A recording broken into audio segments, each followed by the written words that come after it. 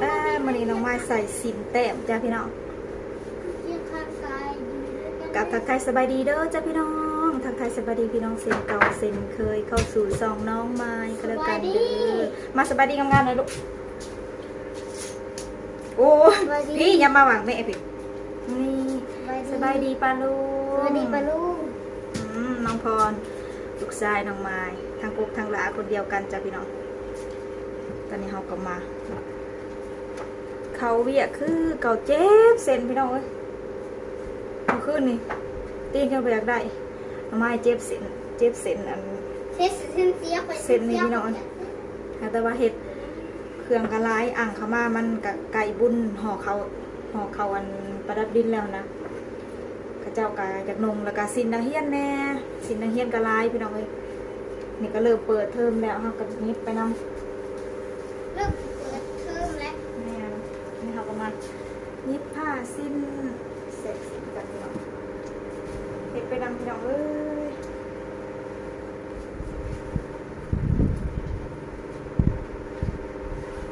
เสร็จไว้ก่อนกันมันหลุดนะพี่น้องเนาะเสียงพัดลมก็ดังเสียงจากอันนี้ก็ดัง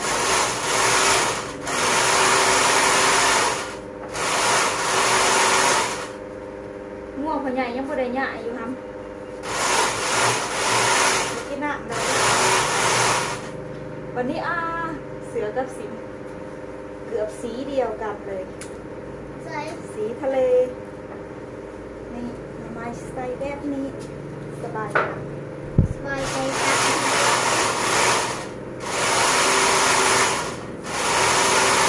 เช้านี้ไปโมเป็นเดียว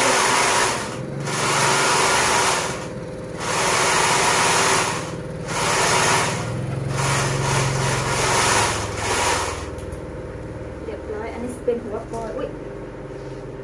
เป็นหัวกอยต่อขาทุ้งพี่น้องกำลังฮิตเลยผ้าไม้ลาวอันนี้จะเป็นหัวกอยเพื่นเอิญมาหัวกอยนะพี่น้องเนาะต่อใส่ที่เทิงหัวที่เขาเลยเป็นพื้นเอาไปซีมันเก็บเอาให้ด้วย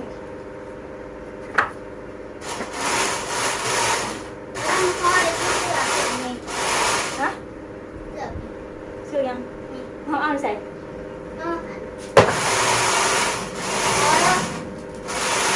ยังดำในมือจ้ะ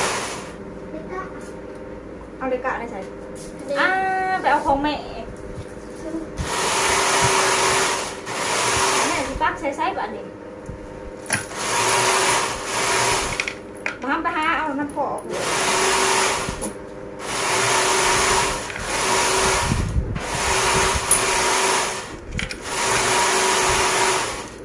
หายตี้นอนบอดปักเข้มแม่นะเอาเขาแล้วสีเหลี่ยไปตัวที่เอาไว้เบิดอันเอาผูกมันจิตโต๊ะม่วงพญายางหน้ามันเลยจ้ะค่ะนี่เป็นผ้าสิมาทำจะสูนกล่องแม่ให้เอาโลดเสือนี่จะเป็นผ้าแบบนี้จ้ะพี่น้องอันจะเป็นหัวกอยอุดเขาก็จะมาต่อใส่กันแบบนี้นี่อันนี้สิเป็นทางเทิงหนุ่งงามระเบียบเรียบห้อยลายจ้ะพี่น้องเป็นผ้าถุงลาวนี่เป็นผ้าไหมลาวสวยงามลูกค้าก็งามเพิ่นผิวพันเพิ่นข้าวเขาเพิ่นก็เอาสีทองมาเย็บพี่น้องเอ้ยสีน้ำตาลโดยสีน้ำตาลใหม่สีแก่นคำอ่อนๆงามเลยพี่น้องเอาไปเย็บขาวโตแล้วสวยมากสวยมากครับสวยเดี๋ยวว่าแบบนั้นลูกสวยมากครับทุกคนสวัสดีค่ะตึ๊ดจุ๊บและแบ่งขากล่องก่อนพี่น้อง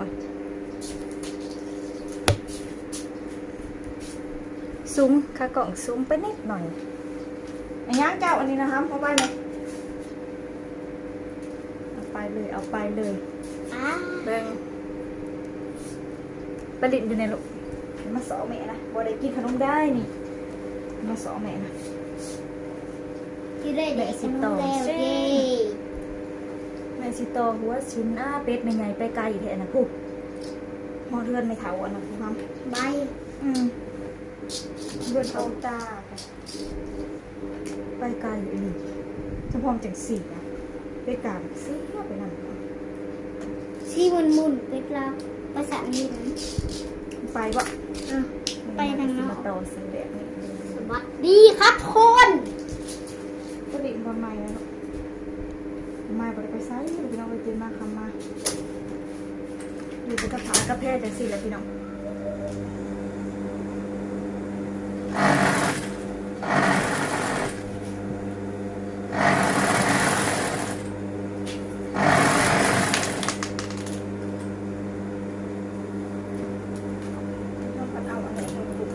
เอาล่ะ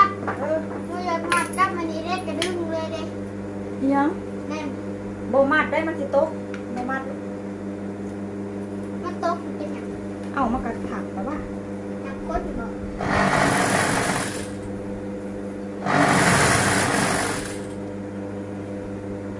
สินมันก็สิมีลายแบบน้องก็มีลายราคาที่น้องมาเย็บถ้าเป็นสินหัวก้อยแบบนี้น้องมาเย็บพื้นละ150 บาทมีแต่ขายเย็บพี่น้องมีแต่ขายเฮาเย็บพื้นละ150 บาทถ้าโบแมนหัวก้อยแบบนี้ก็สิพื้น120 บาท120 บาทพี่น้องก็ตามรุ่นตามยี่ห้อแบบนี้เพราะว่าเฮาสิได้เย็บลายคัดตอนแน่เด้ค่ะตามราคาพี่น้องถ้าเป็นเงินกีบก็พื้นละ100,000 กีบถ้าเป็นเงินบาทนะ150จ้ะพี่น้องมันอันนี้มันก็สิใส่เวลาโดนกว่าที่สินธรรมดาเพราะว่ามันลายบอดต่อพี่น้องมีลายวิธี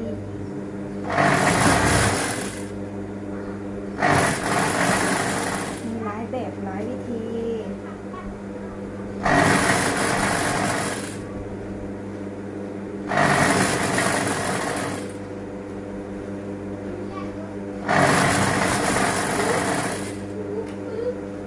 มาจะใช้ว่าว่า ต้องเยี่ยมเลย มาจะใส่ผู้เยี่ยมใส่หิวน้ำให้พอหิวน้ำให้งวดพอใหญ่เลยมันอยากอยู่ไปจ้ะ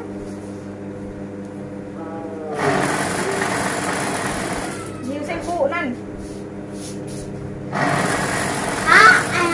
น้องจะให้ นั่นเห็นนะ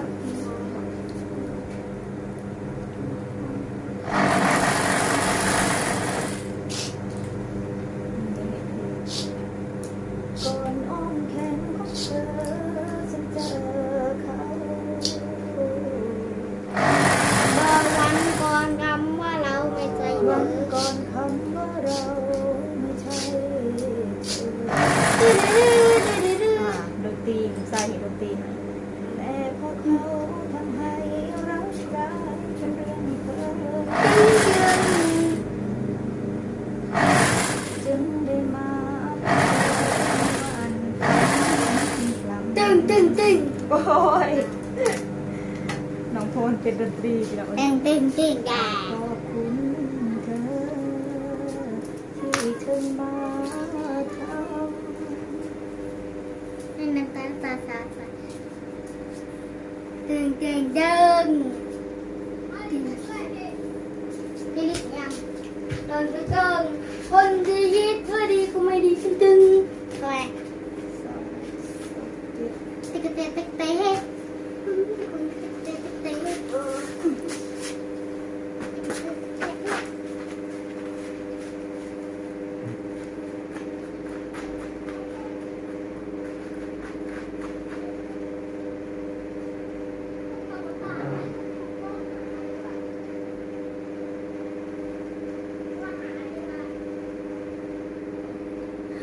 ยาจนน้ำตา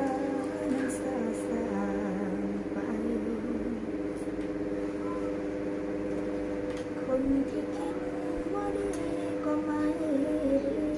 นี่ก็เธอก็ดีเหลือเกินที่มาห่วงใยร้องเพลงไปเย็บผ้าไปโอ้ยความสุขมีความสุขมากๆเลยจ้ะพี่น้อง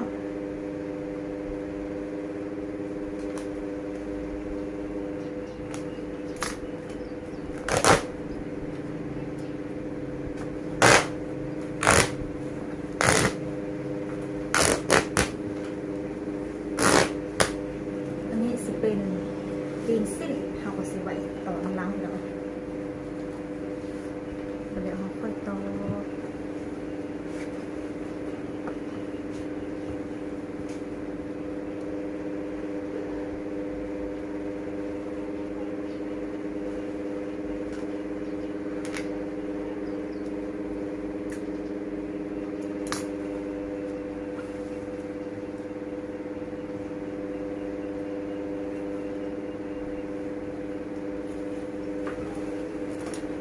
เขาก็สิมาต่อใหม่พี่น้องซีนแบบนี้นะหลายขั้นตอนพี่น้องเขาเย็บเสร็จแล้วเขาก็มากแล้วก็มาต่อใหม่อีกเพราะว่าเขาสิให้หัวก้อยมันเพียงบ่ให้มันบิดมันเบี้ยวมาเด้พี่น้องมันก็มีหลายวิธีมีเคล็ดลับว่าซานผู้ลังคนเป็นผู้ลังคนเย็บมันก็สิบิดเวลาเขาหนุ่งเขาโตเขาแล้วมันสิบิดพี่น้องที่หัวก้อยมันถ้าเขาเย็บแบบนี้หันเวลาเขาหนุ่งเขาโตแล้วมันสิเพียงที่เป็นเอิญว่าสิหัวก้อยเพียงอะไรพี่น้องแบบในเมืองเขาจะเย็บนะ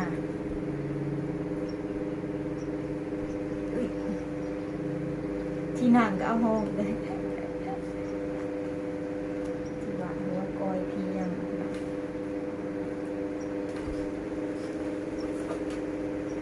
อึ๊บน้ำมาไกลๆแ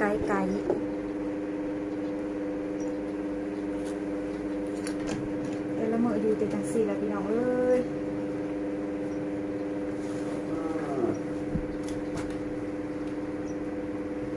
เราก็สมาต่อกันเลย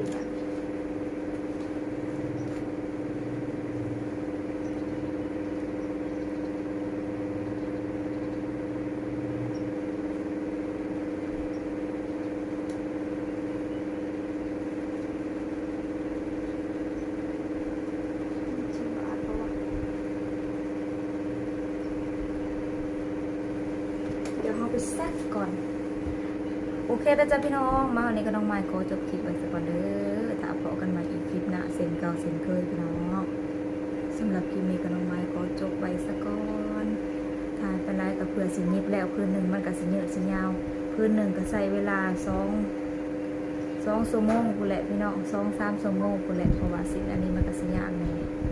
โอเคถ้าพบกันใหม่คลิปหน้าจ้า